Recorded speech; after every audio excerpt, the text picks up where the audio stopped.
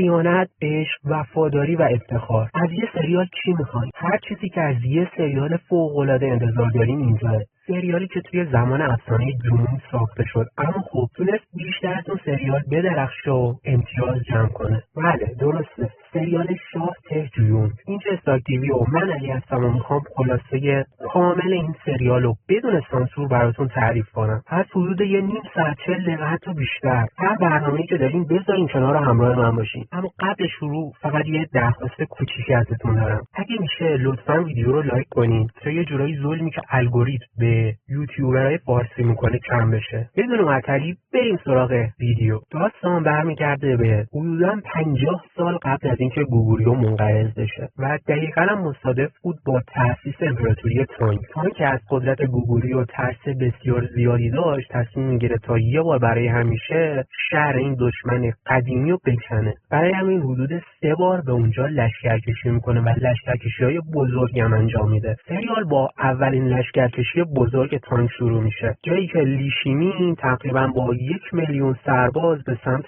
گوگوریو در حرکت بود. تو این زمان هنوز بکجه قدرتمند بود و شیران هنوز معاهده اتحاد با تانگ نبسته بود. خلاصه تانگ با یه ارتش بزرگ در راه گوگوریو بود. تانگ برای اینکه به گوگوریو برسه 2 راه داشت، یه راهش دریایی بود، یه راهش زمینی بود و خب برای اینکه بتونن یه ارتش میلیونی جابجا کنن خب خیلی کشتی می‌خواست. برای همین 80% سپاهش رو به وسیله پیاده نظام و سوار نظام به مرزهای گوگوریو میفرسته. اما خب از اون ور گوگوریو چندین قلعه خیلی مهم و استراتژیک داشت که عملا نفوذ به اونا غیر ممکن بود، اونم به خاطر موقعیت جغرافیایی که داشتن. اسم منطقه لیاودونگ بود. بذار یه نکته جالب هم که براتون اضافه کنم. منطقه لیاودونگ همون کشور ناشرانگیه که توی جمونگ 3 دیدیم که موهیول به همراه شاهزاده هودون اونجا رو تصرف میکنه و خب الان اونجا لیاودونگ نام داره و چندین قلعه خیلی استراتژیک هم داره که مهمترینشون آنسی نام داره. فرمانده اون قلعه هم شخصی بوده به اسم یانگ مانچون. این یانگ مانچون یکی از ستونهای مهم گوگوریو بود. در کنار یونگ سومون ارتش 1,000,000 نفری تانگ به سمت قلعه لیاودونگ حرکت میکنه و به اونجا حمله میکنه، اما خب هر چقدر که حمله میکنه نمیتونه اونجا رو تصرف کنه و فرماندهان گوگوریو با رشادت زیاد جلوی اون حمله ها رو میگیرن. این شخصی که میبینید تجانگ سانگ نام داره. این آقا پدر تجویون بوده و خب به عنوان یکی از فرماندهان ارتش گوگوریو به یانگ مانچون خدمت میکرده. این شخصی که اینجا میبینید اسمش ژورینگیه. این فرد رو توی ذهنتون بسپرین که تا آخر سریال باهاش خیلی کار دارید. این آقا یکی از سربازای ساده امپراتوری تانگ بوده. یه روز وقتی یکی از فرمانده‌های امپراتوری تانگ داشته بین سربازا قدم میزده، بهش میاد میگه که آقا من میدونم چجوری لیاودونگ رو تصرف کنیم و نقشه‌ها بهش میگه و میگه که حالا باید به انبار قلعه حمله بکنیم و غذاشون رو نابود بکنیم که مجبور بشن از قلعه بیان بیرون. از اونور تجانگ سانگ تصمیم میگیره که به اردوگاه ارتش تانگ نفوذ بکنه تا امپراتور تانگ لیشیمین رو بکشه. اما خب موفق نمیشه، دستگیر میشه و اونا به یه درخت آویزون میکنن. تو همین هی اونا در قلعه لیاودونگ حمله میکنن و اونجا رو تصرف میکنن و بعد از فتح اون قلعه کناریش قلعه بکام هم خودش رو تسلیم چینی‌ها میکنه و خب یه جورایی راه کاملا برای رسیدن به پیونگیانگ پایتخت گوگوریو باز میشه. از اون ور هم نیروهای دریاییشون توی ساحل شرق مستقر میشن تا اگه نیاز به نیروی کمکی بود به ارتش اضافه بشن و کلا گوگوریو توی بد مخمسه‌ای میفته. از اون ور شورینگی رو میبینیم که مشغول به نگهبانی از تجانگ سانگ بود. اون شورینگی رو فریب میده و باعث میشه که از اونجا بتونه فرار کنه. حالا یانگ مانچون برای اینکه لیشیمین رو گول بزنه و نخواد به سمت پیونگیانگ بره و توجهش رو به دژ نفوذناپذیر آنسی جلب کنه، یه تله برای اون میذاره و توی همون تله هم اتفاقا میفته. لیشیمین هم به شدت تحریک میشه و میخواد هر جور شده آنسی رو فتح کنه و یانگ مانچون رو بکشه. کسی هم که این پیامو برده بود تجانگ سانگ بود و توی این راهی هم که داشته عبور میکرده بره پیش لیشیمین،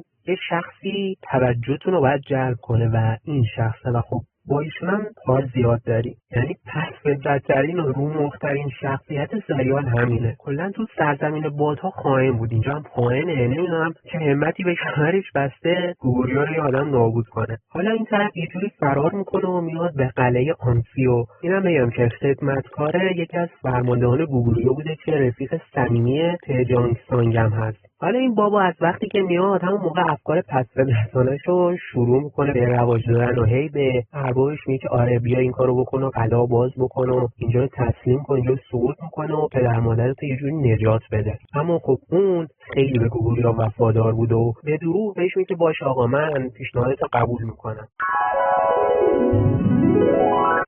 اون جون خودش رو برای گوریو فدا میکنه، خودش رو یه جاسوس دشمن نشون میده، یه کاری میکنه که دشمن بهش اعتماد کنه و سربازش رو بیاره داخل قلعه آنسیب. تجانگ سانگ هم بهش حمله میکنه و دوستش رو میکشه. این دوستمون هم داشته این صحنه ها رو میدیده و خب نفرتش از گوریو زیاد میشه. از اونورم دروازه آنسیب باز میشه و تانگ یه ارتش بزرگ رو میفرسته توی قلعه و همه اونا سلاخی میشن. تو همین لحظه شورینگی میاد وارد عمل میشه و یکی از شاهزاده‌های تانگ رو نجات میده. بعد از اون نمایش خارق‌العاده شورینگی، اونم در مقابل چشم امپراتور تانگ لیشیمین اونو احضار میکنه و بهش عنوان ژنرالی رو میده و خب نقشش کم کم توی سریال پررنگ‌تر میشه. از اونورم شینهونگ داشته با پسر اربابش فرار میکرد و مجبور میشه که اونو یه جا بذاره و فرار کنه. این پسرم تو ذهنتون بسپارید. تو همین حین یونگ سومون هم به صورت مخفیانه به نیروی دریایی لیشیمین حمله میکنه و اونا رو نابود میکنه. از اون ور فرماندهای تانگ دارن صحبت میکنن، میگن ما چیکار کنیم که این قلعه لعنتی رو تصرف کنیم؟ مثلا نمیشه، ارتش 1 میلیونی ما 10,000 کشته داده. یکی از فرمانده‌ها میگه که آقا یه نقشه‌ای دارم، بیاین یه تپه بزرگ خاکی جلوی دژشون درست کنیم و از طریق اون به دژ حمله کنیم. از اون ور تجانگ سانگ رفته با همسرش صحبت میکنه، میگه که آره داستان اینطوریه و جنگ خیلی داره خطرناک میشه، اون دارن یه تپه میسازن و زنش میگه خب اگه زیر زمین رو حفر کنین و به تپه برسین میتونین زیرش رو خراب کنین و باعث سقوط کردن اون تپه بشه و خب همین استراتژی هم در نظر میگیرن. یانگ مانچون میره به اردوگاه دشمن و باشون صحبت میکنه تا یکم زمان بخره برای تونل زدن. از اون ور یه اتفاق عجیب میفته و یه ستاره دنباله‌دار توی دژ آنسیب سقوط میکنه و همه میگن که انرژی پادشاهو داره. جالب اینجاست که همون موقع هم پسر تجانگ سانگ یعنی تجوزونگ به دنیا میاد. فرداش دشمن به دژ آنسی حمله میکنه و طبق نقشه اونا زیر اون تپه خراب میکنن و تپه با چند صد هزار سرباز فرو میرسه. یعنی چون از اون بچه‌ای که به دنیا میاد با خبر میشه، میره پیش تجانگ سانگ و بهش میگه که درسته پسره، آره، و بهش میگه که این بچه یه انرژی عجیبی داره و شاید بعداً کاری بزرگی بکنه، ازش مراقبت کن. صداش هم در نیار که ممکنه زندگیش به خطر بیفته. یونگ سومون بعد از شنیدن خبر پیروزی سریعا میره سراغ ارتش تانگ و با یانگ مانچون هماهنگ میکنه که چطوری بهشون حمله کنن. تو هر قبلشینی یانگ مانچون یه تیری به سمت لیشیمین پرتاب میکنه و باعث نابینا شدن یکی از چشماش میشه و خب غرور اون ارتش اون پادشاه رو نابود میکنه. خلاصه یونگ سومون به همراه تجانگ سانگ به طور مداوم به ارتش بزرگ تانگ حمله میکنه و شبیخون میزنه و تعداد زیادی از اونها رو نابود میکنه و لیشیمین هم پا به فرار میذاره و به یکی از دژهای خودشون میره. از اون ور یانگ مانچون هم به همراه نیروهاش به یونگ سومون میرسه و یکی پس از دیگری دژهای چین رو فتح میکنن تا به دیوار بزرگ چین میرسن. و خب تانگ توی این لشکرکشی خیلی ضربه میخوره و 4 سال بعدم لیشیمین میمیره. اون توی آخرین صحبتش میگه که دیگه هرگز به گوریو حمله نکنی. همه چیز به نظر داشته خوب پیش میرفته. یانگ مانچون و یونگ سومون از روی دیوارهای دژ داشتن به دیوار بزرگ چین نگاه میکردن و به چینی‌ها میخندیدن که یونگ سومون به یانگ مانچون میگه که ببین من میدونم تجانگ سانگ یه بچه به دنیا آورده نمیشه پادشاهی داره و بهش میگه که نه تنها اونو میکشن بلکه تمام فامیل و کس و کارش هم میکشن و همچین بچه‌ای نباید وجود داشته باشه. حالا که جنگ تموم شد نوبت به بچه تجانگ سانگ رسید. تجانگ سانگ و خانواده‌اش دستگیر میشن و قراره که اونو ببرن و اعدام کنن. تو همین بین یانگ مانچون میاد دخالت میکنه و مانع میشه. تجانگ سانگ میزنه و بچه‌ش رو ور میداره و فرار میکنه و خب تو این بین محافظ قصر گوریو و این هم یکی از شخصیت‌های منفی این سریالو میره دنبال تجانگ سانگ و توی یه برکه اونو نزدیک رودخونه گیر میندازه. از اون ور همسرش میره و توی یه روستا پنهان میشه. اما خب بعد به اونا پناه داده متوجه میشه که این دوتا فرارین و میره جاشو به یونگ سومون میگه. یونگ سومون هم بهش پاداش میده و اون 2 نفر رو دستگیر میکنه، اما خب دلش به رحم میاد. یانگ مانچون بهش گفته بود که وقتی که ما پیر بشیم و بمیریم یه نفر باید باشه که از این کشور مراقبت کنه. اون تجونگه. حرف یانگ مانچون روی یونگ سون تاثیر میذاره و باعث میشه که بخواد اون بچه رو نجات بده. به مادرش میگه که دیگه سراغ این بچه رو نگیر و برو برای خودت زندگی کن و بچه رو پیش خودش نگه میداره و به عنوان یکی از خدمتکاراش بزرگ میکنه و پدرش هم بدون اینکه بدونه چه اتفاقی سر خانواده‌اش افتاده به مرز دیوار چین میفرسته.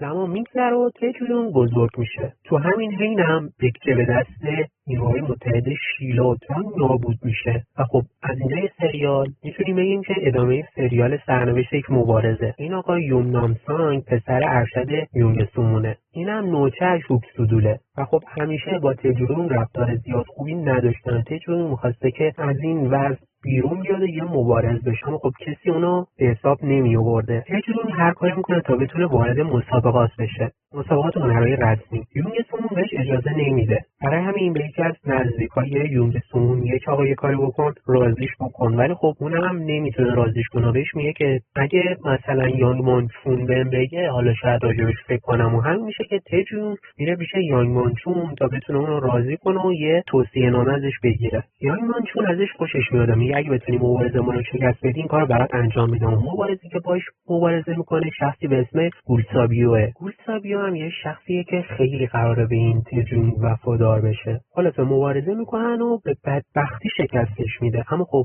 یانگ مانچون قبول نمیکنه، میگه اگه مبارزه واقعی بود تو حتما میمردی و با تقلب بردی. الان تجون میگه بابا من میخوام یه مبارز بشم، میخوام یه جنگجو بشم و افتخار بیارم برای این کشور و از این کشور دفاع کنم. یانگ مانچون تحت تاثیر حرفاش قرار میگیره و به اون توصیه‌ای که میخواد و میده. تجون میره پیش یونگ سومون و نامه بهش نشون میده، اما خب طرف اونو جلو چشاش پاره میکنه و میگه نه حق نداری شرکت کنی. از اونورم خب شورینگی اومده بود توی گوگوریو تا بین افراد اونجا یه نفر رو پیدا کنه و بتونه یه جوری یونگ سومون رو از بین ببره. اون بوکیوان انتخاب میکنه و باهاش صحبت میکنه و اونو راضی میکنه. خلاصه مسابقات هنرهای رسمی فرا میرسه و نقش شورینگی و بوکیوان هم اینه که توی اون مراسم یونگ سومون رو به قتل برسونن. این شاهزاده خانم هم که میبینین خواهرزاده امپراتوره. همه آماده مراسم میشن. تجون میگن بین سربازا و نامیون سنگ تا اونو میبینه میندازتش توی انبار زندانیش میکنه. پس اونم شاهزاده که بهتون گفتم میخواد اونم بیاد مراسم رو ببینه اما نمیتونه، پس ناچارن لباس یه سرباز رو میپوشه. حالا دقیقاً اون افرادی که میخوان یونگ سومون رو بکشن میان توی همون انباری که تجون میگه زندانیان نقشه‌شون رو برام دیگه توضیح میدن. اما دسته شاهزاده خانم وارد اون انبار میشه و تجون جونمون رو نجات میده و اینجا اولین رویاروییشون صورت میگیره. خلاصه تجون این پرستی مراسم و یونگ سومون رو نجات میده و خودش به شدت زخمی میشه. مادر تجون یه جورایی متوجه میشه که حال بچه‌اش خوب نیست و میره از دور اونو نگاه کنه و توی همین اتفاق هم سابوگو اونو میبینه و میشناسه و میره به بوکویوان میگه که آره داستان اینجوری و تجون زنده است و میتونیم از شر یونگ سومون اینجوری خلاص شیم. در نهایت مادرش با تجون قرار میذاره و بهش میگه که من خانواده‌ت میشناسم، مادرت میشناسم و پدرت یه فرمانده است و باید بری پیداش کنی و این نشونه هم به خودت ببر که بتونی بری ثابت کنی. اما تو همون لحظه سابوگو سر میرسه اونا رو دستگیر میکنه و پیش بوکویوان میبره. اونا هم به شدت اونا رو شکنجه میکنن. اما خب یونگ سومون خیلی قوی‌تر از این حرفا بوده. میره پیش بوکویوان و بهش میگه که تو میخوای برای من پاپوش درست کنی. بعدش هم حسابی تهدیدش میکنه. بعد از این اتفاق بلافاصله تجون آزاد میشه. توی همه این اتفاقات حالا تانگ تصمیم میگیره که دوباره دومین یورشش رو به بوکوریو آغاز کنه. از اون ور یونگ سومون از جون تجون میگذره. یه نکته جالب اینه که یونگ سومون اون از بچگی بزرگ کرده یه جور حس پدرانه بهش داشت. تجون آزاد میشه و به سرعت به سمت پدرش و قلعه پدرش میره. توی راه تجون توسط 2 نفر اسیر میشه. یه دختر به اسم شولین. این دخترم که زیاد باهاش کار داریم دختر رئیس قبیله خیتان‌های. نفر بعدی هم ایروگوه. ایشون شرطش تا پایان سریال با همون هست و بزرگترین دشمن تجون میشه. از اون ور شورینگی که یه اصلیت خیتانی داره میاد پیش رهبر اونا تا باشون صحبت کنه اونا رو با تانگ متحد کنه. تجون اتفاقی نقشه‌های اونو میشنوه و بعدش با گروگان گرفتن شولین یه جورایی از اونجا فرار میکنه. تجون توی جنگ وقتی که چولین نیشش میزنه اونو نجات میکنه، همه ما رو از پاش خارج میکنه. از اون ور به خاطر همین کار چپ میکنه. توی یک کار چولین هم از اون مراقبت میکنه و به همدیگه علاقه‌مند میشن. در نهایت جنگ شروع میشه. ارتش تانگ با 700,000 سرباز به سمت گوریو میره. جونگ هم به اردوگاه پدرش میرسه، اما خب اشتباهی اونو به جای جاسوس زندانی میکنن و میخوان اعدامش کنن. اما گوستاویو اونو میشناسه و زندگیشو نجات میده و میگه آقا این جاسوس نیست. ولی تجون به پدرش نمیگه که کیه. گوریو از خیتانا میخواد که به اونا ملحق شه، اما خب اونا در نهایت تانگو انتخاب میکنن و اون قلعه‌ای که نزدیک دیوار چین فتح کرده بودن رو از دست میدن و مجبور به عقب نشینی میشن. اونا میرن به یه قلعه که مردم سکته سابق اونجا جمع شده بودن و از اونا میخواد بهشون کمک کنن تا بتونن جای آذوقه‌های ارتش تانگو پیدا کنن و بتونن به ارتششون ضربه بزنن. مسئول اونجا قبول نمیکنه، اما جون باهاش صحبت میکنه، اونو راضی میکنه و پیرمردم از جون خوشش میاد و میگه که اون یه چیزی تو رگ و ریشش داره و تصمیم میگیره بهش کمک کنه. اما نوش به خاطر حس اون بکتریا بهش کمک نمیکنه و بهش خیانت میکنه. از اونورم گوگوری و تونی مشغول جنگن و اول ارتش گوگوری پیروزی خوب به دست میاره، بعد ارتش تانگ. دوباره تجون میره و با اون پیرمرد صحبت میکنه. این دفعه نوش که اسمش مینوسا بود بهش کمک میکنه و مکان آذوقه‌ها رو هم بهش میگه. نبرد داشته به سمت تانگ پیش میرفته. از اون وقت تجون خیلی قشنگ سربازا فرماندگی میکنه و نقششون رو عملی میکنن. یعنی تجون سانگ و گوستاویو برگشون گرفته بود، فقط داشتن به حرفای جون گوش میکردن و طبق استراتژیش پیش میرفتن. بعدش هم به همراه تجون سانگ به ارتش تانگ حمله میکنن و یه شکست خیلی سنگینی بهشون میزنن. حالا بعد از این نبردا تجون سانگ به تجون شک میکنه و یه حس نزدیکی بهش پیدا میکنه. از کیمو جان که اون از بچگی بزرگ کرده میپرسه اون کیه، اون واقعا پسرمه و اون تایید میکنه. از اونورم یون نام سنگ هم به شدت مجروح میشه و کیمو اونو پیدا میکنه و مداوا میکنه. نبرد همچنان ادامه داشته. دو تا ارتش به شدت با هم میجنگیدن. تجون موفق میشه ایهوگو رو دستگیر کنه. چولین هم میره اونو نجات بده، اونم دستگیر میشه. ایهوگو به خاطر نجات جون چولین مجبور میشه تمام نقشه حمله ارتش تونگ رو لو بده. تجون خبر برای یونگ سومون میفرسته. یونگ سومون هم به ارتش تونگ حمله میکنه و یه شکست خیلی سخت بهشون میده که باعث میشه اونا کلا عقب نشینی کنن و دومین حمله بزرگشون هم با شکست مواجه میشه. سران گوگوریا نشسته بودن صحبت میکنن آقا کی بود این کمک‌ها رو به ما کرد؟ همشون فکر می‌کردن پسر یونگ سومون بود، اما خب اونم گم شده بود. تا اینکه استاد موجام میگه که همه این کارا تجون انجام داده و همه تعجب میکنن. یونگ سومون از تجون به شدت حمایت میکنه و امپراتور به اون اسمشو برمیگردونه و بهش مقام میده. به نظر میومد که خب وضع گوگوریا به حالت خوب سابق برگشته، اما یونگ سومون متوجه میشه که دیگه زمان زیاد از عمرش نمونده و میترسه اگه بمیره گوگوریا هم باش نابود بشه. برای همین تصمیم میگیره که اونا به تونگ حمله کنن. اما خب مخالفت‌های شدیدی با این موضوع پیش میاد. ایهوگو که به دستور شونگیری برای جاسوسی اومده بود میره یونگ سومون رو بکشه، اما متوجه مریضیش میشه و این موضوع به تانگ گزارش میده. اونا هم آماده یه حمله دیگه میشن، اما نه، همین الان حمله نمیکنه چون تازه حمله کردن و شکست بدی هم خورده بودن. از اونورم گوگوریو در حال درگیری داخلی بود، چرا که یونگ سومون میخواست به تانگ حمله کنه و یان مانچون مخالفش بود، تا جایی که حتی به درگیری نظامی هم داشت رسیده میشد که تجون جلوی این داستان رو میگیره. اما بالاخره اتفاقی که نباید میافتاد افتاد. یونگ سومون حالش خیلی بد میشه. اون قبل مرگش با تجون صحبت میکنه و از جون میخواد اونو برای آخرین بار پدر صدا کنه، چون اونو واقعا مثل بچهش دوست داشت. بعد از این صحنه دردناک هم یونگ سومون میمیره و یه شوک بزرگ به گوگوریو وارد میشه. بعد از یونگ سومون برتر ارشد یون نام سنگ به عنوان فرمانده ارشد انتخاب میشه، اما متاسفانه مشاورش همون هونشین بود و اونو به شدت گمراه میکنه. اما خب اوضاع قراره که خیلی بدتر بشه. بذارین قبل اینکه براتون بگم ازتون درخواست کنم اگه تا حالا ویدیو لایک نکردین حتما ویدیو لایک کنین و دمتون گرم که تا اینجا همراه هم بودین. بوکویوان تا اینجایی که دیدیم خیلی شخصیت طماعی بوده و دنبال قدرت بوده. برای اینکه بتونه کنترل کشور رو دست بگیره و قدرت اصلی مال خودش باشه نمیخواسته که قدرت نسبت به فرزند ارشد یونگ سمون برسه و میخواسته دست یکی باشه که میتونه اونو کنترل کنه. برای همین فرزند دومش رو میاره به پایتخت. بعد بین اون دوتا یه اختلافی میندازه و یه جور وانمود میکنه که انگار برادرها میخوان همو بکشن و خب بین این دوتا درگیری میندازه. اما خب تجویون یه جورایی مسئله رو حل میکنه و جون یونامسنگ رو نجات میده. تو این درگیری چولین زخمی میشه چون که چولین و ایوگو پشت این توطئه بودن و میخواستن یه جورایی درباره گوگوریو رو به هم بریزن. تجویون از چولین مراقبت میکنه تا حالش خوب بشه و یونامسنگ هم که مثلا یه جیگری از پدرش نبوده، یه احمق کامله، تمام اون دشمناشو میبخشه، تمام اون وزرایی که به علیهش توطئه کردن و اونا هم بهش قول وفاداری میدن، اما بلکشی که دروغ. وقتی که یونامسنگ میخواسته بره به لیودونگ و اونجا سرکشی کنه، شورش میکنن و فرزند دوم یونگ سمونو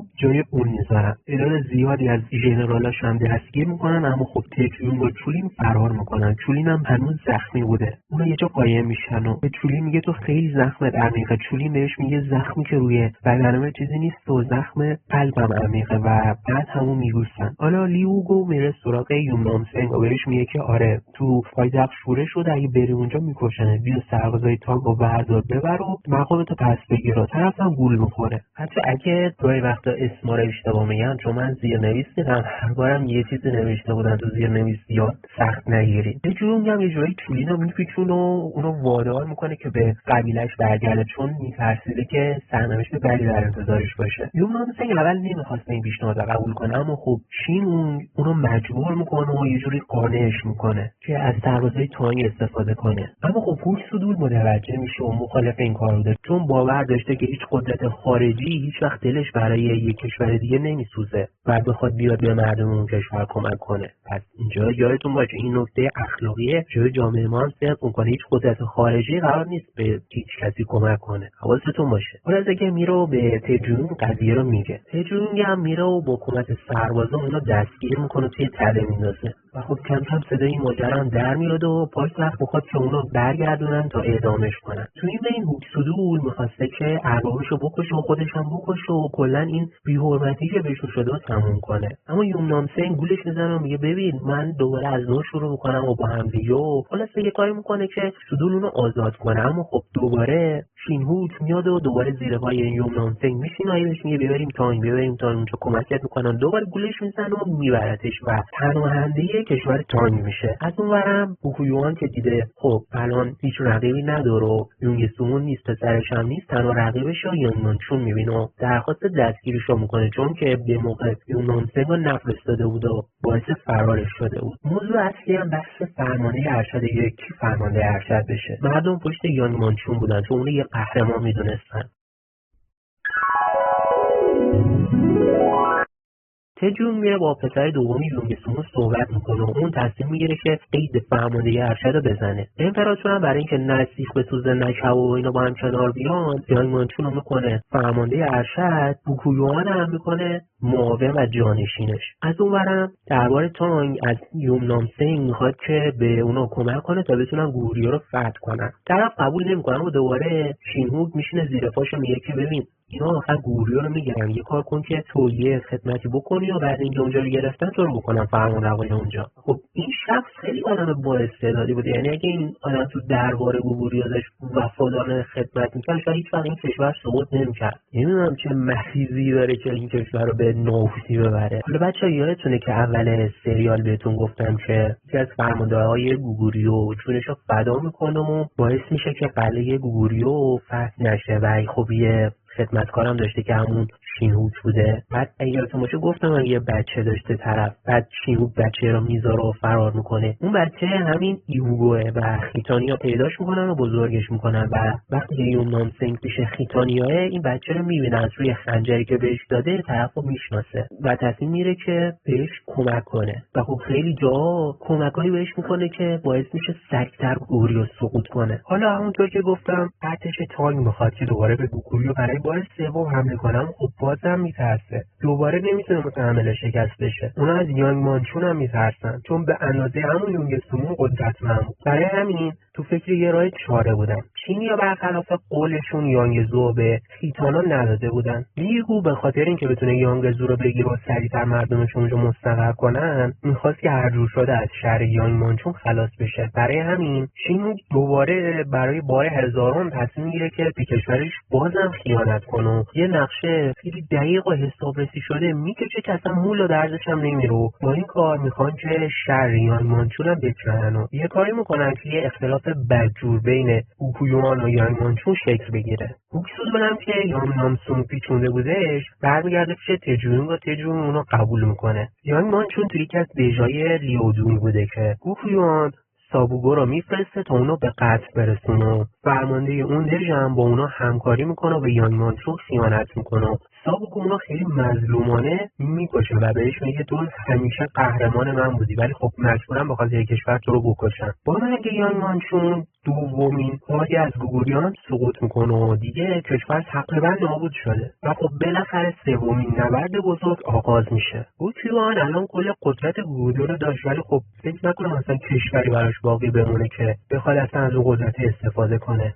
شاه بوجان آخرین پادشاه گوگوریو دوباره پسر دوم یونگ سومون رو به عنوان فرمانده ارشد تعیین میکنه. اونا به جنگ رهسپار میشن. من راجع به استراتژی صحبت میکنم. دوباره گوکویوان میگه که نه آقا باید صلح کرده و من میدونم چجوری باید صلح کنی. اصلا از این حماقتاش کوتاه نمیاد. هرچی بهش میگم بابا اینا میخوان ما رو نابود کنن، میخوان مثلا نسل‌کشی کنن، ولی طرف متوجه نمیشه و یه نماینده میفرسته. اتفاقا نماینده رو هم میکشن. بچه این جنگ و اون دو جنگ قبلی خیلی فرق داشت. اولین فرقش این بود که یونگ سومون و یانگمانچون دو ستون اصلی گوریو نابود شده بود. اما بدترینش این بود که پسر یونگ سومون تمام اطلاعات اون قلعه و کلا هر چیز نظامی بود و داشت و به وسیله اون اطلاعات اونا تونستن به راحتی به قلعه شین که یکی از قلعه‌های غیر قابل نفوذ توی لیودونگ حمله کنن و اونجا رو تصرف کنن. بعد از اون که غرب لیودونگ رو نابود کردن به سمت قلعه‌های بویو رفتن. بله همون بویویی که توی سریال جنون دیدیم و مویولم اونو تصرفش کرد. دیگه چند تا قلعه مهم از بویو رو تصرف کردن کلا منطقه بویو سقوط کرد. بعد از اونم حلقه مازه رو تنگ‌تر کردن و تونستن بخش بسیار زیادی از منطقه لیودونگ هم بگیرن. و خب این دو تا منطقه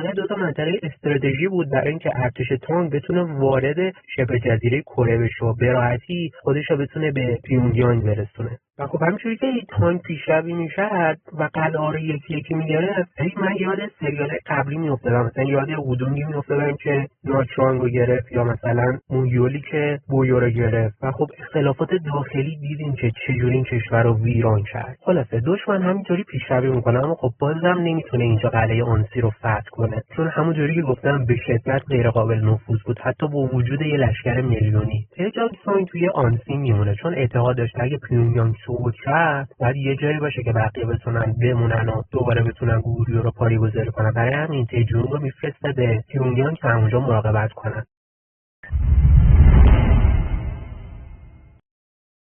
از دوباره اون گوکویوان دوباره حرف از دموکراسی و صلح میزنه و دوباره نماینده میفرسته. اینا هم تو فکر جنگن. میگه نه من میدونم و من درستش میکنم و دوباره نماینده گوکویوان هم میکشن. بعد شاهبوجان بهش میگه بابا تو ما رو کشتی، این هم گفتی من بلدم و درستش میکنم و دموکراسی این بود، خود تو که ما رو نابود کردی. گوکویوان هم به اشتباهش پی میبره اما خب دیگه واقعا دیر شده بود. یاد حرفای یانگمانچون و یونگ سومون میفته که قدرت خارجی اصلا به کمک نمیکنه و تو رو نابود میکنه، ولی خب میگم که دیر شده بود و تصمیم میگیره تمام ثروت و داراییشو خودش و همه قبایل بزنن تا از پیونگیانگ دفاع کنن. ارتش تانگ شب و روز به پیونگیانگ حمله میکنه اما خب پیونگیانگ هم گرفتن سخت و کلا همه دژاوگوریو نمیدونن چجوری که تصرفشون خیلی سخته و هی حمله میکردن و شکست میکنن تا اینکه از شیلا درخواست کمک کنن. شیلا هم از اون سمت بهشون حمله میکنه اما خب بازم هی شکست میخوره. به نظر من اگه همه چیز خوب پیش میرفت و یه سری داستانا که حالا براتون میگم پیش نمیومد شاید دوباره گوریو میتونست مقاومت کنه، چون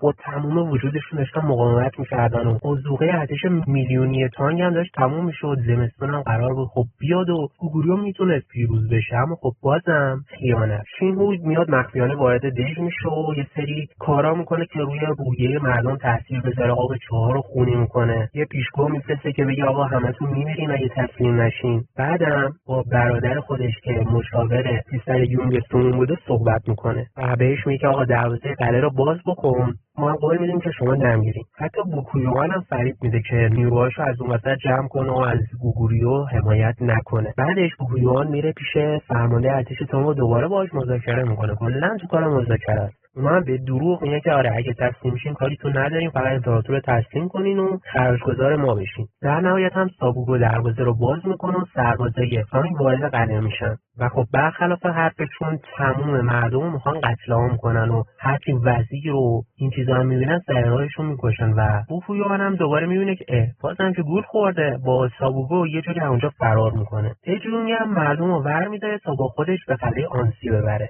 توی راه یوگو اونو گیر میندازه، اما خب رهبر خیسانا یه آدم خیلی مشتی بوده، چون میبینه داره به مردمش کمک میکنه و اونا رو داره نجات میده، میگه باشه تو برو. و خب گوگوریو بالاخره سقوط میکنه. حالا تا جایی که ما دیدیم زده بودن این کشور تقریبا یه تاریخ 700 ساله داشته، اما خب توی خود سریال مدام اشاره میشه که تاریخش بیشتر از 1000 سال بوده و خب بالاخره در نهایت با سقوط پیونیانگ گوگوریو برای همیشه نابود میشه. بعد از فتح گوگوریو پادشاه بوجانگو به کشور تانگ تبعید میکنن، اما خب اون تو آخرین لحظه شاهزاده گوگوریو رو میفرسته با تجونگ که فرار کنه. امپراتوری تانگ گوگوریو رو به 9 استان تقسیم میکنه و یک کشور جدید به اسم آندونگ پدید میاره و شورینگیو یا سورینگیو به عنوان فرماندار اونجا منصوب میکنه. خب خیلی اوضاع برای مردم گوگوریو ناجور میشه و دوباره لقب پناهنده میگیرن. حالا ما تو جنوب با پناهندگان توسان قدیم رو در رو بودیم، الان با پناهندگان گوگوریو قدیم رو در رویم.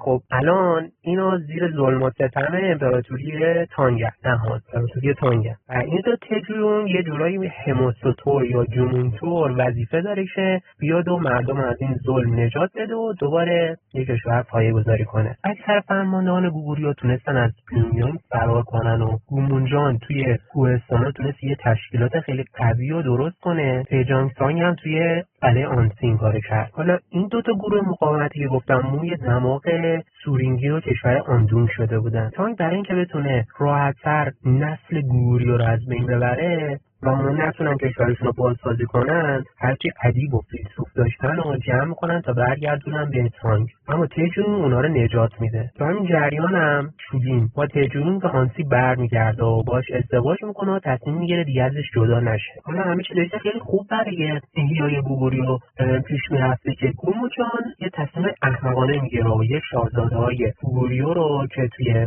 شیلا بوده برمیگردونه تا راحت‌تر بتونن حالا مثلا کشورشون رو احیا کنن. این نکته هم بگم که بوکویوان و سابوگو دستگیر شده بودن. اونا اول برده بودن، اما خب سورینگی اونا رو آزاد میکنه و از سگ چینی ها میشن و خب خیانت اونا باعث میشه که احیای گوگوریو خیلی پیچیده بشه. سورینگی به منطقه لیودوم دوباره لشکرکشی میکنه تا آنسی رو فتح کنه. تجانگ سانگ میبینه سرباز زیادی نداره، مجبور میشه قلعه رو فدا کنه و مردم رو نجات بده و برگرده. اونا میرن میشه تجونگ، جایی که شاهزاده‌ای که از شیلا آوردن هم اونجا بوده و اعلام یه پادشاهی گوگوریو جدید رو میکنه. البته اینم میگم که شیلا هم خیلی بهشون کمک کرد، چون نمیخواست تانگ قدرت بگیره، پس یکم به گوگوریو قدرت داد تا تانگ رو تحت فشار قرار بده.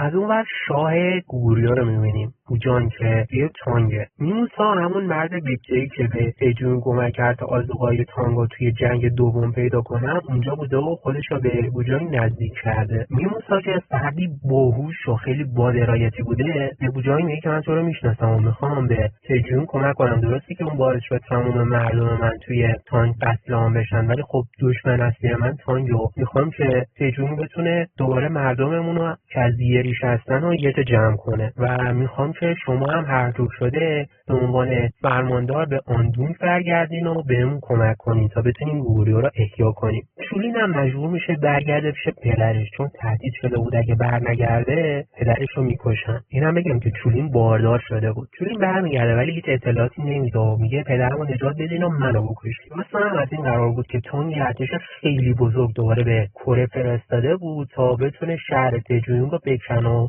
نیروهای رد شیلا و گوریو رو نابود کنه. تجون یه نقشه خیلی خفن میکشه و نقشه میکشه با 20,000 سربازی که داشته جلوی اون تعداد نفرات بالا فکر کنم بین 100,000 تا 300,000 نفری میشدن بیست و اونا رو هی بکشونه سمت یه دره. تو اون دره سربازای شیلایی کمین کرده بودن و میخواستن راه دره رو مسدود کنن تا هیچ از اونجا دیگه نتونه خارج بشه و اونجا رو دیگه بکنن قتلگاه. همین کارم میکنن و تجون اونجا 10,000 سربازش از دست میده تا آخر موفق میشه با عقب نشینی‌های مشرف اونا رو بکشونه تو دره. هم خب فرمانده شیلایی به قولش عمل نمیکنه و نمیذاره که سربازای تجون خارج بشن و دستور میده که تیرا رو رها کنن و تموم سربازای گوگوریو و اون ارتش بزرگ تان نابود میشن و فقط تجون و بوکسودول و گولباسیو زنده میمونن. تجون بعد این مبارزه دیونه میشه و میره سراغ فرمانده شیلایی که بهش خیانت کرده و در حالی که خیلی پرروانه هم داشت باهاش صحبت میکرده میگفت نه بابا چیزی نشده میکشتش.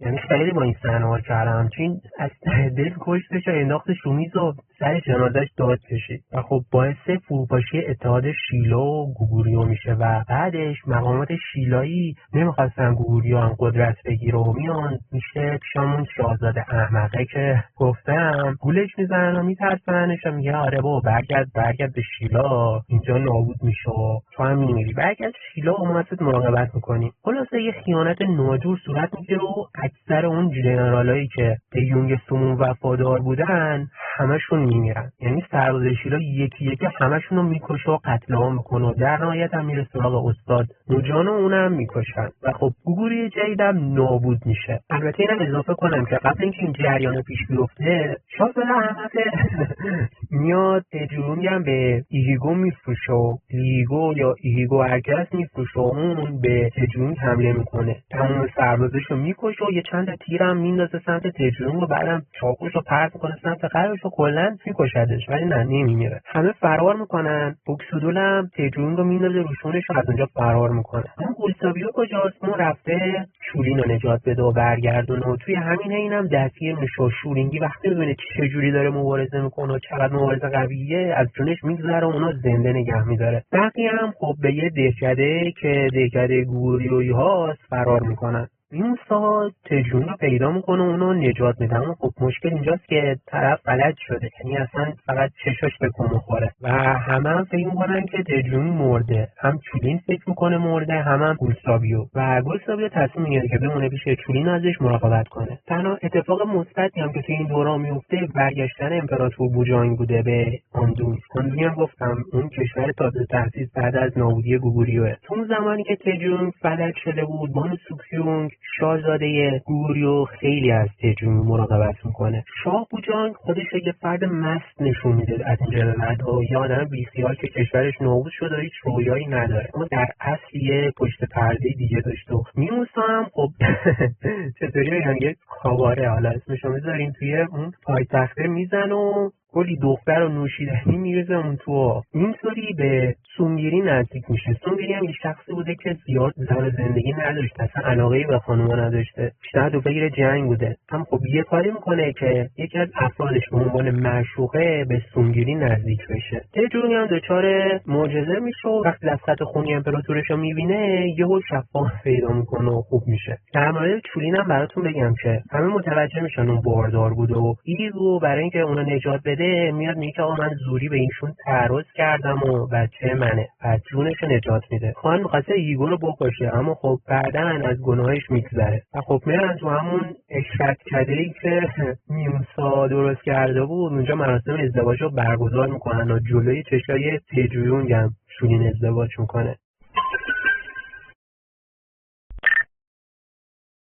اونم با کی؟ با بزرگترین دشمنش. تجون وقتی خوب میشه برمیگرده به آندون. اونجا با مینوسا همکاری میکنه و پادشاه میبینه و با هم دیگه تصمیم میگیرن یه لیست مرگ درست کنن و تمام اون کسایی که به گوگوریو خیانت کردن و مسئولای تانگیو یکی یکی بکشن و همین کارم میکنن. و کم کم این آوازه این گروه انتقامجویان خیلی میپیچه توی آندون و همه رو به ترس میندازه. گوستاوی هم یکم شک میکنه، میره به میموسا میگه که من میدونم چه پشت سرت، ولی به کسی چیزی نمیگم، اما بگو تجیون زنده است یا نه. خلاصه راضیش میکنه که قرار با تجیون بذاره. اونا خب فکر میکردن این مثلا خائنه چون با شورینگی بوده و خلاصه گوستاویو با تجیون روبرو میشه و باورش نمیشه که زنده است. بعدم بهش میگه آقا من شورینگیو میکشم، میره بالا سرش که اونو بکشه، اما خب چون خیلی بهش لطف کرده بود دلش نمیاد اونو بکشه. شورینگی هم بیدار بود و یه چیزای بو برده بود، اما خب به هر حال گوستاوی از اونجا فرار میکنه، میاد پیش امپراتور رو ادای احترام میکنه تا اینکه قرعه به یکی از منفورترین شخص این سریال میفته، یعنی سابوگو. این گروه عدالت‌خواهی تجیون سابوگو رو یه جا گیر میندازه و خود تجیون شخصا علنا خودش رو به مردم نشون میده و تجیون سابوگو رو حسابی زخمی میکنه و مردم اونو مثل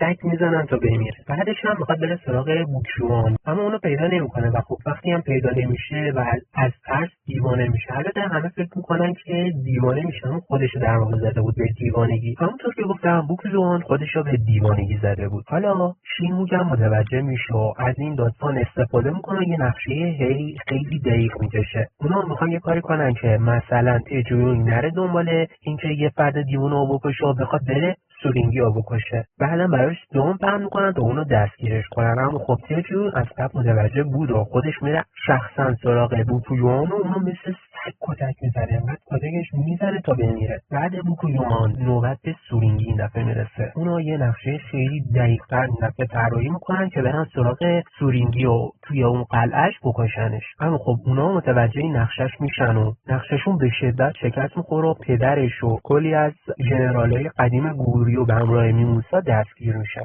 سورینگی اعلام میکنه که اگه تجیون خودش دستگیر نکنه اونا رو میکشه. تو آخرین لحظات شاه بوجان اونا رو نجات میاد، میگه که همه این کارا تقصیر من بوده و من اینا رو داشتم هدایت میکردم و تجیون از این فرصت استفاده میکنه و به اونا حمله میکنه تا نجاتشون بده، اما خب فقط میموسا رو نجات میده. بعدش میگه آقا چیکار کنیم چیکار نکنیم، میگن باید توی چین اونا رو آزاد کنیم و وای میسن تا به چین برسن. اما خب زیاد ارتش خاصی نداشتن، برای همین میرن توی کوهستانا دنبال یه قبیله. مردم یه قبیله بودن که توسط چینی و قتل عام شدن و رئیس اونا هم یه شخصی بوده به اسم گپیر سامون. یه جوری حالت راهزن داشتن، باهاشون معامله میکنن و کمک میکنن که تجونگ و بقیه رو نجات بدن. اما خب متاسفانه توی راه تجونگ و شاه بوجانگ و شاهزاده دستگیر میشن. فرمانده چینی اونا رو با خودش به چانگان پایتختشون میبره. اونو تجونگ رو میبرن به یه اردوگاه برده و اونجا ولش میکنن و خب یه جورایی زندگی کردن اونجا خیلی سخت بود و میگفتن هر کی اونجا بره بیشتر از 2 ماه دووم نمیاره. حالا از این پدرش میره پیش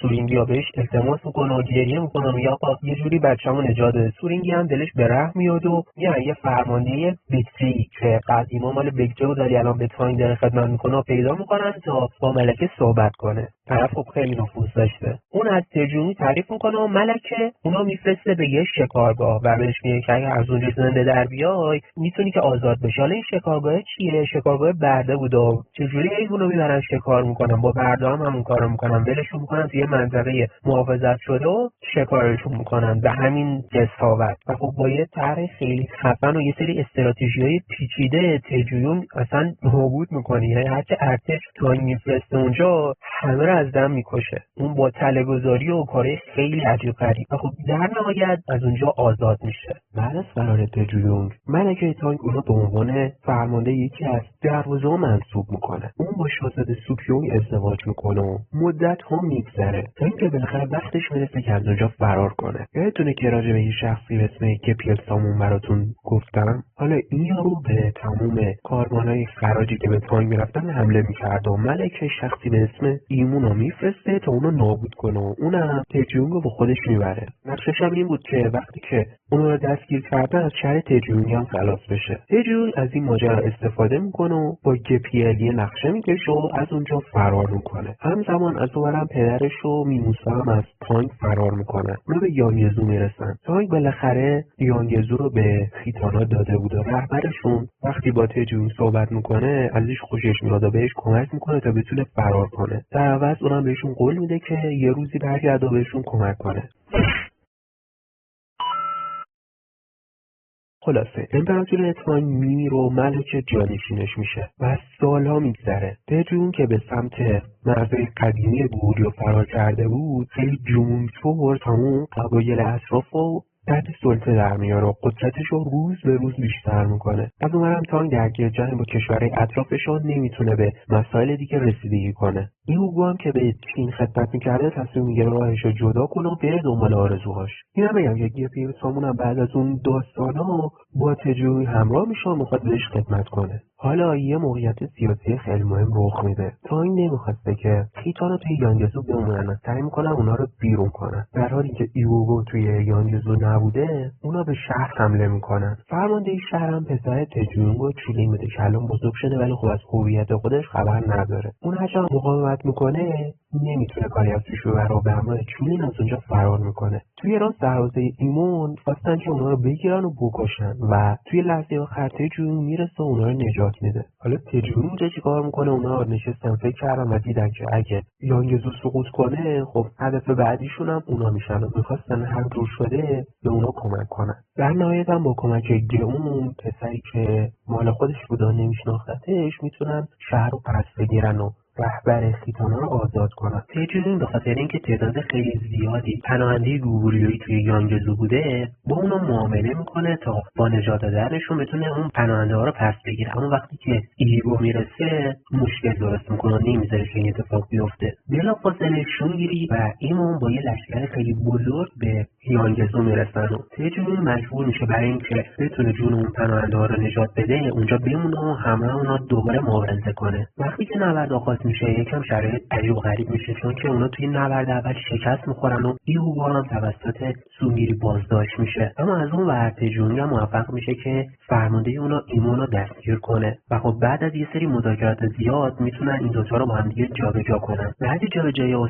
سونگیری میخواد که با قدرت حمله کنه، اما خب تجون اونجا یه نقشه میکشه و یه جور وانمود میکنه که سربازاش دارن به داخل قلعه عقب نشینی میکنن، ولی خب در واقع تو دست پناهنده ها مشعلای زیادی رو قرار داده بود که آتیشاشون هم روشن کرده بود، انگار یه لشکر مثلا خیلی بزرگ داره تکون میخوره و از همین رو سونگیری رو گول میزنن. اونم حمله میکنه و ارتش گوری هم از پشت بهش حمله میکنه و کلا همشون رو قتل عام میکنن و سونگیری و یکی دو تا از فرماندهاش به سختی تونستن فرار کنن و خیلی هم تحقیر شدن توی این جنگ. بعد از اینکه آرامش دوباره به اون منطقه برگشت، نوبت به آزادسازی پناهنده‌ها میرسه. یوگو نمیخواد این کار انجام بده و نقشه میکشه که اونا رو بکشه، یعنی تجونگ و فرماندهاش هم خب میموسه دست اونا خونده بود و مانع این کار میشه. این مدت هم که تجونگ اونجا بوده گئون خیلی تحت تاثیر اونو کشور گوگوریو قرار میگیره و خیلی به تاریخشون علاقه نشون میده. تجونگ نمیتونسته پناهنده‌ها رو از اونجا خارج کنه، چون که میخواسته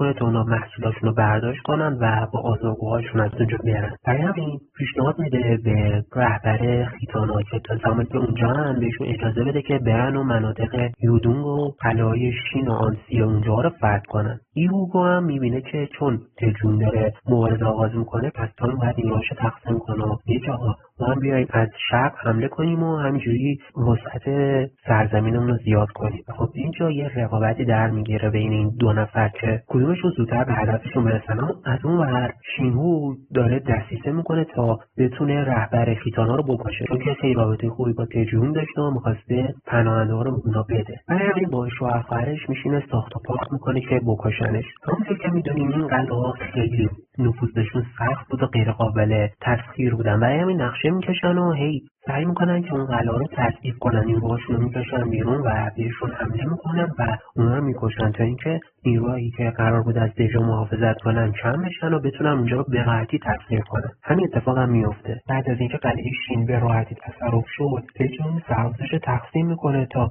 چند تا از قلعه‌های اطرافش رو تسخیر کنن و آخر نوبت به قلعه آنسی میرسه، در این قلعه‌ای که توی یودون قرار داره. از اون توطئه شینهو جواب نمیده و پدر تجون به همراه چولین اونا رو سرکوب میکنن. اما بریم سراغ ایهوگو که خیلی شاید براش راحت‌تر و فرمانده‌های تانگی به راحتی تسلیمش میشن، چون که به خاطر این خیلی از مسائل سیاسی میدونستن اگه تو این جنگ هم پیروز بشن وقتی برگردن به تانگ اعدام میشن و اصلا تسلیم ایهوگو میشن و بهش قول وفاداری میدن. وقتی که جونگ حمله میکنه تا آنسی رو فتح کنه موفق نمیشه، توی چندین جنگ بزرگ هم شکست میخوره. تلفات زیاد زیادی هم میدن و خب مردم گوگوریویی که توی قلعه آنسی بودن بهشون کمک میکنن و یکی از دروازه رو باز میکنن و میتونن وارد قلعه بشن و بالاخره اون قلعه نفوذناپذیر رو تسخیر کنن. با فتح آنسی کل ناحیه یودونگ به دست تجیون میافته، ناحیه‌ای که از لحاظ استراتژیک خیلی مهم بوده و پر از قلعه‌ای بوده که همشون غیر قابل نفوذ بودن. جالب اینجاست که تیوم هم توی این جنگ با تجیون همراه بوده و بیشتر از قبل شیفته اون میشه. بعد از فتح آنسی تجیون میره پیش نماد یاد بوده ژنرال یانگ مانچون اونجا گریه میکنه. تیوم هم شاهد این صحنه بوده. در نهایت دو ارتشی که به سمت شرق و غرب رفته بودن هر دو به یانگزو برمیگردن. از اونورم رهبر خیتانا برادر زنش رو که بهش خیانت کرده بود و میبخشه. رهبر خیتانا در حال مرگ بود و یه وصیت‌نامه مینویسه اونو میده به دست تجیون تا جاش امن باشه. اما خب خیتانیا به اشتباه برداشت میکنن که شاید میخواد تجیون رو بخواد جای خودش بشونه، چون خیلی هم بهش علاقه زیادی داشته. ایگو میره تا اونو بکشه، در حالی که یه جوری مثل پدر مادرش هم میمونه. اون از بچگی بزرگ کردن خب موفق نمیشه و برمیگرده میاد بیرون. اما خب شینهوک مثل یه مار هیله‌گر از پشت اونو خفه میکنه و میکشه. بعدش جلسه میذارن تا رهبر بعدی رو انتخاب کنن. اما خب تجیون یهو با اون وصیت‌نامه سر میرسه و خیلی شجاعانه اونو میکوبه تو صورتشون و تو وصیت‌نامه اومده بود که برادر زنش بعد پادشاه بعدی بشه و بهش میگه که آخرین درخواستم هم اینه که گوریویا رو بفرستی که برام پی امون خدا و این کارم انجام میده و تجیون با بخشی از مردم پناهنده گوریو از اونجا خارج میشه و سپاه کمی هم داشته. اکثر سربازاش به همراه گوستاویو گذاشته بود که از پژوه آنسی و بقیه مراقبت کنن و ایوگو هم زیر قولش میزنه و به یه سری از سربازاش و اون سربازای تانگی که بهش تسلیم شده بودن میگه که آقا برین و طرفو بکشون و تجیون هم سربازی نداشت. اما خب تو آخرین لحظات گوستاویو سر میرسه و نجاتشون میده. از این ور ایگو و شینهوک دسترسی میکنن تا بقیه پناهنده ها نتونن برن و میان پادشاهشون رو مجبور میکنن که آقا اینا رو باید نگه داری و بعد اردوگاه ما کار کنن و سربازامون رو زیاد کنیم و دژمون رو قوی کنیم و از اینجور داستانا. به خاطر این داستان هم گیوم خیلی از پدرش ناراحت میشه و کلی باهاش دعوا میکنه که چرا نمیذاری گوگوریویا برگردن. و یه شب که چولین و ایوگو داشتن سر این موضوع با هم بحث میکردن، گیوم هم میخواسته وارد اتاق بشه، اما خب به صورت اتفاقی متوجه میشه که اون پدر واقعی ایوگو نیست و در واقع تجیون پدرشه و خیلی شوکه میشه و از اونجا میره. سونگیری وقتی میبینه که تجیون اونوره ایگو هم اینوره احساس خطر میکنه و تصمیم میگیره یه کاری کنه که اینا نابود بشن، هر یکیشون از بین بره. اول میره با تجیون حرف بزنه و گولش بزنه، اما خب موفق نمیشه. بعد میره سراغ ایگو رو مجبور میکنه که به قلعه آنسی حمله کنه. ایگو بیرون قلعه آنسی اردو میزنه و تجیون از این کارش خیلی عصبانی میشه، چون بازم بهشون خیانت کرده بود، علاوه بر اینکه پناهنده ها آزاد نکرده بودن. تو هم بینم پدرش تجونسان به همراه گوستاویو میره تا پناهنده رو یه جوری از اونجا در میارن. تجون به صورت ناگهانی بهشون حمله میکنه و خیلی تلفات بهشون میده. دقیقاً از اون ور سورینگی هم طبق حیله‌ای که به کار برده بود با یه ارتش بزرگ میاد به سمت یانگزو و جایی که خیتان‌ها داشتن اونجا زندگی میکردن. ایگو وقتی این خبر رو میشنوه میخواد سریعتر برگرده، اما تجون میگه که اینا با پا خودشون اومدن اما حق ندارن برن و این آدم همیشه به من خیانت کرده و با همینجا نابودش کنن و نمیذاره که ارتششون رو عقب نشینی کنه و بتونن خودشون رو نجات بدن و تمام اونا رو میکشه و فقط ایگو یه چند نفر زنده میمونن. از اون برم ارتش تانگ پیشروی میکنه و یانگزو رو به کل نابود میکنه. اما توی آخرین لحظات تجانسانگ و گوستاویو به همراه گئوم با پناهنده‌های گوگوریویی و کلی از مردم خیتان میتونن از اونجا فرار کنن و به سمت قلعه آنسی میان. تجونگ هم اونا رو با روی باز میپذیره. ایروکو به همراه تعداد کمی از افرادش توی یه قلعه پناه میگیره. خیلی تعداد سربازش هم کم بود و سربازای تانگ هم اونجا رو محاصره میکنن، یه چند بار هم حمله میکنن اما شکست میخورن، ولی خب واقعا نمیتونن بیشتر مقاومت کنن. شینو تصمیم میگیره برای اینکه بتونه خودشون رو نجات بده داستان گئوم رو کنه و یه کاری کنه که تجون برای پسرش گئوم بیاد به اونا کمک کنه. برای همین گئوم رو میکشونه سمت خودشون و بعد یه نامه برای تجون میفرسته. تجون وارد اون منطقه میشه و اردوگاه تانگیا رو تصرف میکنه. همین دستم تانگ ایگو رو شکست میده و وارد اون قلعه میشه، اما خب تجون اونا رو محاصره میکنه.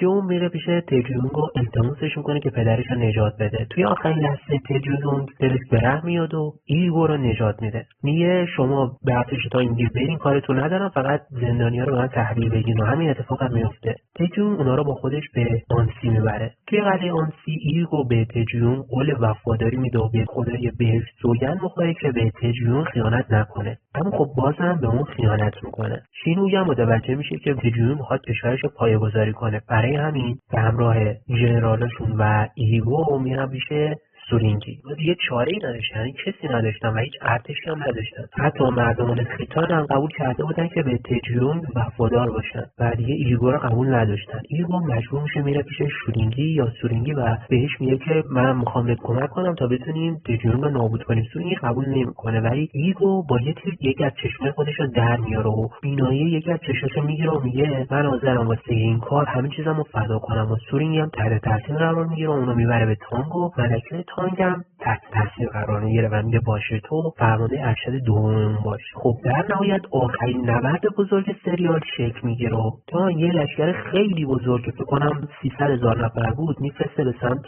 تجیونگ هم متوجه میشه و میخواد سریعتر به کوهستانی که توی شرق منطقه بود بره اونجا رو پایتخت خودش اعلام کنه و از اون مناطق استفاده کنه و بتونه جلوی ارتش تانگ رو بگیره، چون که یه منطقه خیلی صعب العبوری هم بوده. فرمانده ارشد تانگیا یه جا هم داشته بد عمل میکرده و تجیونگ داشته فرار میکرده. ایگو این ماجرا رو میبینه و عصبانی میشه و اونا رو با یه نقش از بین میبره و از سورینگی میخواد که این گنده‌کاری یه جور جمع کنه و خودش فرمانده ارشد میشه و میره دنبال تجیونگ و اونا رو توی وضعیت خیلی سختی قرار میده. یه اولین حمله هم بسیاری از سربازای گوگوری و همچنین مردم و شهروندا رو میکشه. اونا واسه اینکه بتونن سریعتر مردم رو به جای امن برسونن و پیروز این نبرد بشن تصمیم گرفتن یه سری گروه مقاومت سرشون درست کنن. اولین گروه جیومه که توسط پدرش شکست میخوره و خیلی هم زخمی میشه. گروه بعدی سرپرستیشون رو هوکسودول و گپریل به عهده میگیرن. از اینجا به بعد مبارزه خیلی ناجورتر میشه چون اونا باید تو آخرین نفس مقاومت کنن تا بتونن اونا فرار کنن و خب میدونستن اگه به این نبرد برن به احتمال 99% کشته میشن. هوکسودول یه نفسه زیرکانه میکشه با وجود تمام حماقت و خیلی بودنش. تو براش یه تله پهن میکنه و به گپریل میگه که اونا رو بکشون سمت تله. گپریل توی راه توسط ایگو با تیر مجروح میشه، یه چند تا تیر بهش پرتاب میکنه و در آخر هم جونش از دست میده. اما خب نقشه‌شو میگیره و هوکسودول اونا رو توی تله میندازه و تعداد خیلی زیادی ازشون هم میکشه. قسمت تلخ این ماجرا مرگ گپریل بود، اما خب بازم صبر کنین، دلتون رو بیشتر آماده کنین چون داستان قراره تلخ‌تر بشه. بعد از این نبرد ایگو تصمیم میگیره دوباره به پیشرویش ادامه بده و فرتوش شده هوکسودول از بین ببره و با ارتشش به اونا حمله میکنه و تقریبا تمام ارتشش رو میکشه و اونا اسیر میکنن و خیلی البته تو جنگ مجروحش میکنن. بعدش اونو اعدامش میکنن. خب به نظرم شاید اون ناراحت کننده ترین سکانس سریال همین سکانس بود. بعد از مرگ هوکسودول تجیونگ و گولسابیو میرن و جسد اونو از توی اردوگاه یه جورایی برمی‌دارن و فرار میکنن و یه جای مناسب دفنش میکنن. بعد از این نبرد سربازای تجیونگ خودشون رو به یه مکان خیلی مرتفع میرسونن و میتونن از اونجا به عنوان تل استفاده کنن، اونا رو به دام میندازن و ضربات خیلی بزرگی به ارتش تانگ وارد میکنن. چوری و سیتانو جلوی ایگو رو میگیرن و نمیذارن که از اونجا رد بشن و تمام سربازش هم میکشن و از اون وقت تجیونگ میره سراغ بخش دیگه ارتش تانگ و اون شخصی که هوکسودول رو کشته و باهاش مبارزه میکنه و توی مبارزه خیلی جانانه یه جوری میکشتش که آدم جیگرش حال میاد. بعد از این مبارزات شینهوک دوباره یه راه دیگه پیدا میکنه و یکی از افراد سیتان رو میکشونه سمت خودش و اون مسیر طلا رو بهشون لو میده و خب دوباره ایگو میتونه پیشروی کنه و دوباره ورزش تجیونگ توی همون شرایط قبلی قرار میگیره. این بار گولسابیو و گومولان مجبور میشن که بمونن و محافظت کنن تا مردم بتونن فرار کنن.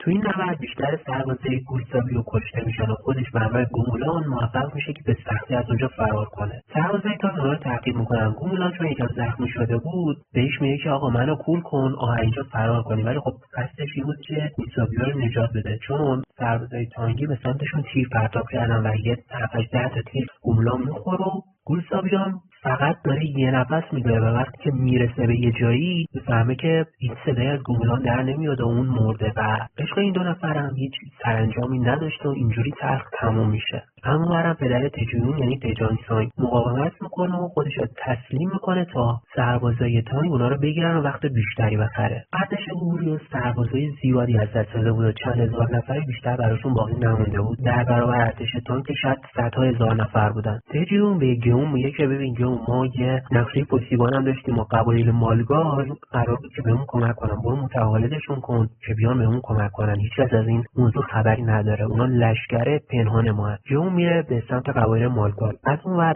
تجون میاد به خواسته خود چولین با ایوگو صحبت میکنه تا چولین رو با پدرش معاوضه کنن. اما وقتی که چولین به سمت ایوگو میره، تجان سانگ برمیگرده و میگه که آقا بیاین اصلا منو بکشین و شما هیچ کاری نمیتونین بکنین. خلاصه ایوگو رو عصبانی میکنه تا اونو بکشه و خودش هم چند از سربازای تانگیا میکشه. ایوگو عصبانی میشه و دوباره هی با چاقو پرت کردن و هی با تیر انداختن تجان سانگو به شدت زخمی میکنه. مثلا کارش همینطوری، حالا 3 نفره که از این مبارزان خوبو تونسته شکست بده، فقط یا با تیر همون تیر زده سمتشون یا با چاقو. خلاصه تجان سانگ جونش رو فدا میکنه تا سربازا رویش خیلی زیادی بگیرن و بعد از این که تجان سانگ میره، تجون بلند میشه میگه آقا من دیگه رد دادم، باید تمام اینا رو بکشیم، مگه نه اینجا من نمیرم و باید با تمام قوا حمله کنیم. اونا توی یه دره بودن، برای همین ارتش تانگ نمیتونه زیاد به مبارزه مسلط باشه.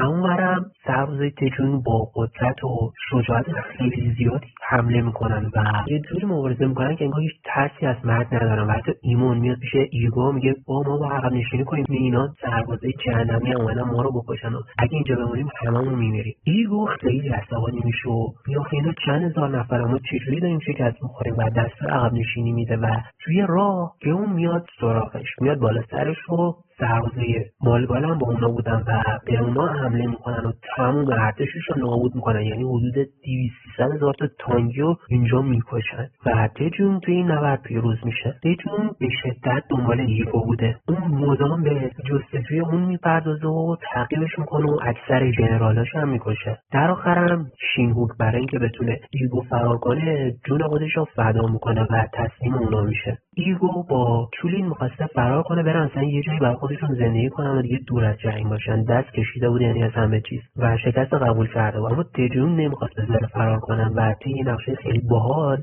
شینهوکو میبره اعدام کنه، اما بهش میگه که قبل اینکه بمیری به اربابت ادای احترام کن و شینهوک اینجا فریب میخوره و وقتی ادای احترام میکنه به سمتی ادای احترام میکنه که ایهوگو اونجا قایم شده بود و مچشو میگیره و میگه به اون سمت فرار کرد و میره دنبالش. شینهوک میخواسته جلوشو بگیره ولی خب میکشنش. یکی از شخصیت‌های مهم سریال اینجا میمیره. بعد تجون میره و توی یه قلعه اونا رو گیر میندازه. ایهوگو میاد از قلعه بیرون، میگه بیا کارو به یه بار برای همیشه تموم کنیم. ایهوگو با تجون مبارزه میکنه و طی مبارزه خیلی خفن و جانانه تجون موفق میشه ایهوگو رو برای همیشه بکشه و این اتفاق جلوی چشای گیوم هم میفته و تو همین لحظه چولین هم میاد بالای سر ایهوگو و وقتی میبینه اون مرده خودکشی میکنه و اینجا دوتاشون میمیرن. بعد از مرگ ایهوگو تجون به پایتخت کشوری که میخواد تأسیس کنه میره، توی دل اون کوهستان و کشور بالا و پایه‌گذاری میکنه. بعد از اینکه تجون به تخت پادشاهی میشینه دستور میده که مرزشون رو وسعت ببخشن و قلمروشون رو بزرگتر کنن. اونا انقدر به سرعت قوی و بزرگ و قدرتمند میشن که حتی تانگ هم براشون نماینده میفرسته و نمایندگان جلوی تجون زانو میزنن تا روابط صلح‌آمیز باشون برقرار کنن. در آخر هم گیوم میدونسته پدرش کیه، هم تجون میدونسته پسرش کیه و با هم قلرو میشن و گیوم اونو پدر صدا میزنه و با هم کلی گریه میکنن. بعد یه نامه مینویسه از اونجا میره که وقتی تونستم خیلی چیزا رو درک کنم و بتونم به کشور کمک کنم برمیگردم. در آخر تجون میره پیش آرامگاه گونگای توی کبیر، اونجا میشینه و میگه که بالاخره اون سرزمینی که از دست دادیم و پس گرفتم و گوریو رو دوباره احیا کردم و کشور بالا در واقع همون کشور گوریو سابق بوده و طریقه اداره کشور خیلی چیزا هم شبیه گوریو بوده و انقدر بزرگ و قدرتمند میشن که حتی از گوریو قدیم 4 برابر وسعتشون بیشتر میشه و به اکثر مناطق شمالی شبه جزیره کره کنترل پیدا میکنن و انقدر قدرتمند میشن که حتی با ایران هم دادوستدهای بازرگانی انجام میدن. در نهایت سریال در قسمت 134 به پایان میرسه. خب دوستان خیلی خوشحال شدم که تا پایان این ویدیو طولانی همراه بودید. اگر ویدیو خوشتون اومد ویدیو لایک کنین، نظریه داشتین تو کامنت برام بنویسین و حتما یادتون نره ویدیو لایک کنین که خستگیم به خاطر این ویدیو بلند از از بین بره. خیلی دوستتون دارم. سال خوبی داشته باشید. تا ویدیو بعدی، خدا نگهدار.